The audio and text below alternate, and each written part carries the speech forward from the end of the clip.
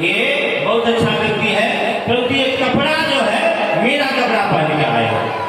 हम रास्ते में आ रहे थे, इनको कहा ससुराल चलिए, इन्होंने कहा कोई तरीका नहीं हुआ, कपड़ा मैंने धोया नहीं तो कपड़ा मेरा पहन के आ गए।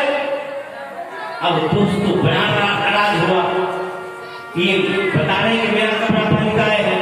जैसे ससुर जी वहां से आगे बढ़े, जब दोनों मित्र आगे बढ़े ससुराल की तरफ, तो मित्र ने कहा, मित्र आपके ससुर जी ने मेरा परिचय पूछा या मेरे कपड़े के बारे में पूछा? आपने तो मेरा अपमान किया, मेरा भाई बेइज्जती किया, मेरा कपड़ा पहन के आया है, इसका मतलब मुझे कपड़ा पुरता नहीं है, मेरे पास कपड़ा नहीं है, इसलिए हम आपसे कपड़ा पहन के आए हैं। तो दूसरे मित्र ने कहा, मित्र नाराज मत होइए, गलती से मेरे मुंह से निकल गया, आगे से मैं कभी नहीं कहूंगा, आगे से मैं कपड़े की बात बिल्कुल कहूंगा नहीं। ठीक, आगे से ध्यान रखना। जैसे ही ससुराल पहुंचने वाले थे, दरवाजे में साले साहब मिल गए, आइए आइए पिताजी, आइए आइए, बहुत दिन बाद आना हुआ, क्या हाल चाल, सब कुछ ठीक ठाक ना? हाँ सब ठीक है। ये कौन है?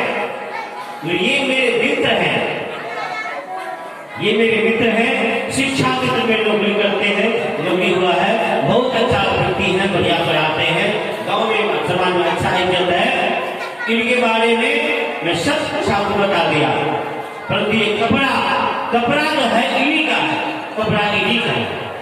अब साले सोच रहे हैं कि मैं जीजा जी को इनके बारे में पूछा, कपड़ा बारे में नहीं पूछा, परंतु कपड़ा बारे में क्यों कहा? कपड़ा इन्हीं का है, कपड़ा बारे में क्यों कहा?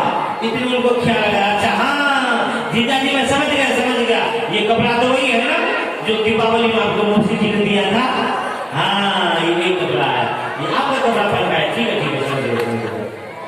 और सारे सब आगे चले गए, मित्र भी नाराज, मित्र आपने कपड़ा को बाद निकाल दिए, अरे यार क्या बताएं, गलती से निकल गया, आगे से नहीं बोलूंगा।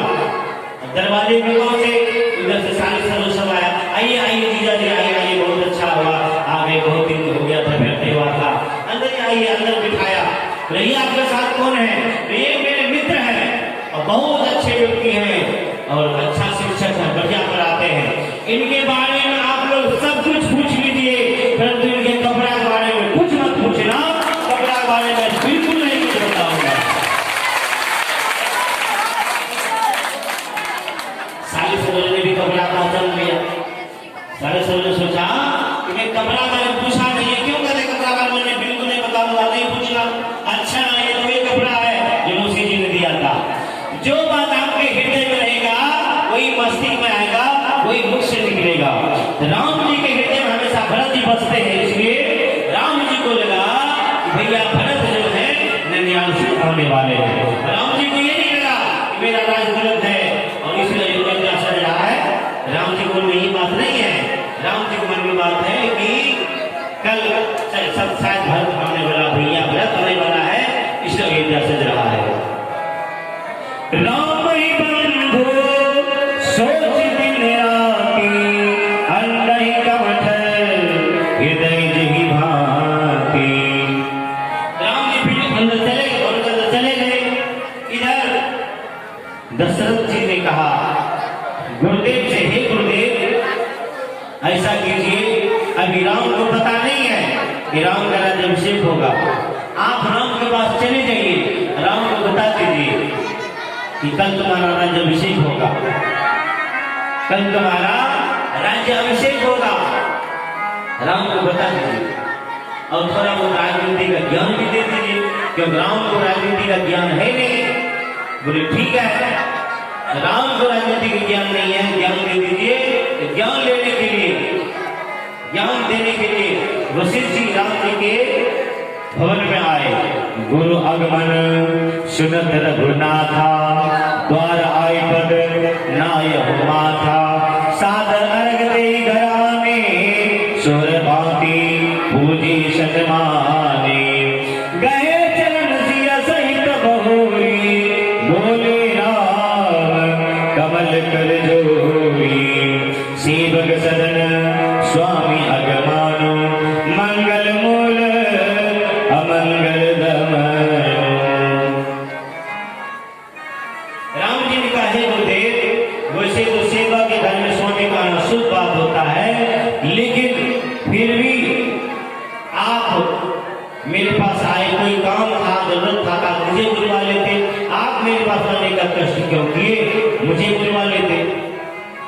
मेरा विचार है इस जगह कथा को विराम देने के लिए। क्या आगे कथा चर्चा करेंगे। आगे का जो कथा है, राम जी वनवास चले जाएंगे। आगे कथा जिसे बोलूंगा, राम जी वनवास चले जाएंगे। अब रात्रि की सवा 10 बज गया है और आपका जो इलाका है सुदूर देहाती इलाका है। रात्रि में राम जी वनवास क्यों भेजा जाए, इसलिए कल राम को वनवास भेजेंगे। आज राम जी एक रात और अयोध्या में रह जाए। आप लोग जानते हैं ना, राम जी एक दिन और अयोध्या में रह जाए, राम जी उत्तर वनवास भेजेंगे।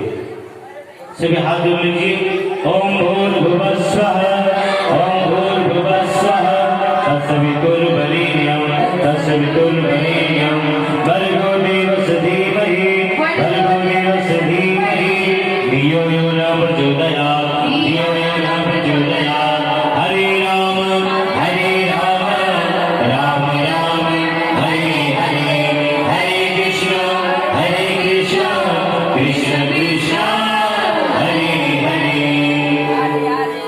तो अब तक जो कथा था, जन्म विवाह शादी सब कथा था। आगे कथा जो आएगा रामायण को, जैसे शाम किशोरी का कार्यक्रम होगा 6 बजे तक, और 6 बजे से मेरा समय रहेगा 10 बजे तक। आप समय से आएंगे तो आपको समय से सुन दिया जाएगा। आज हम लेट हो गए।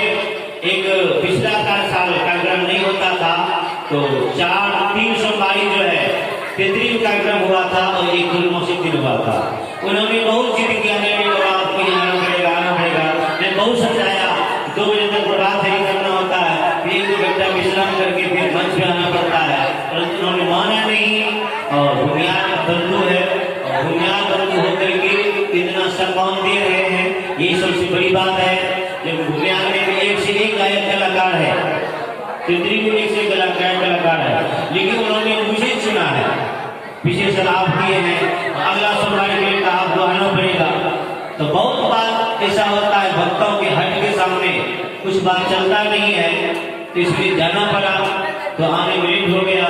मैं कहा था मैं 5 बजे तक बंद कर दूंगा, और करने लगा 1 बजे 9 इसी तरह करते बढ़ता जाता है, इसीलिए लेट हुआ। कल से समय से कार्यक्रम होगा, जो भी होगा। तो 5 बजे से श्यामा किशोरी का कार्यक्रम होगा 6 बजे तक, और 6 बजे से मैं मंच पे बैठ जाऊंगा। आप लोग समय से आएंगे तो आगे से जो धार्मिक कथा आएगी आप लोग सुनने की योग होगा। जैसे आप झांकी तैयार है, जल्दी चालू किया जाए क्योंकि समय बहुत हो गया है।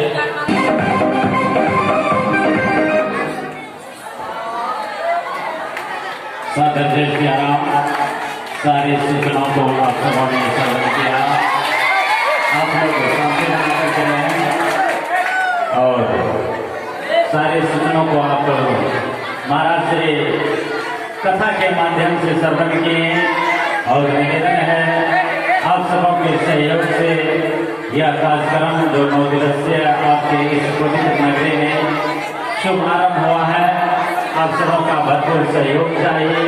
आप सबों से यही निवेदन है। और कल का प्रभात से ही हमारे डीलर साहब के यहाँ से शुभारंभ होगा। सभी भक्तजनों से, माता बहना, भाई बुजुर्गों से निवेदन है कि जो स्कूल से दक्षिण साइड में जितने भी हैं घर में रहेंगे। और आज का जो हम सब भागवत परिवार के सभी सदस्य महाराज जी सहित के लिए जो भंडारा हुआ आपके ग्राम में, हमारे आदरणीय श्री नवीन कुमार ठाकुर जी, माता श्रीमती शीला देवी, इनके यहाँ हुआ। इनके लिए एक बार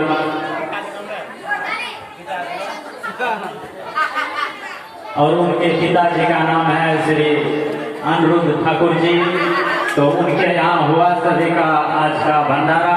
तो उनके लिए एक बार जोरदार। और आज हम लोग प्रभात फेरी जो नगर भ्रमण किए उस ग्राम में हम लोगों को भरपूर कई, इन सब के लिए एक बार जोरदार ताली बजा करके स्वागत करें। आइए आपके ग्राम के बच्चे बड़ी मेहनत के साथ एक झांकी प्रस्तुत करेंगे, एक झांकी का दर्शन करेंगे। उसके बाद आरती होगी, आरती के बाद प्रसाद लेकर के जाएंगे। सादर जय श्री राम, जय श्री राम। आइए झांकी का दर्शन करें।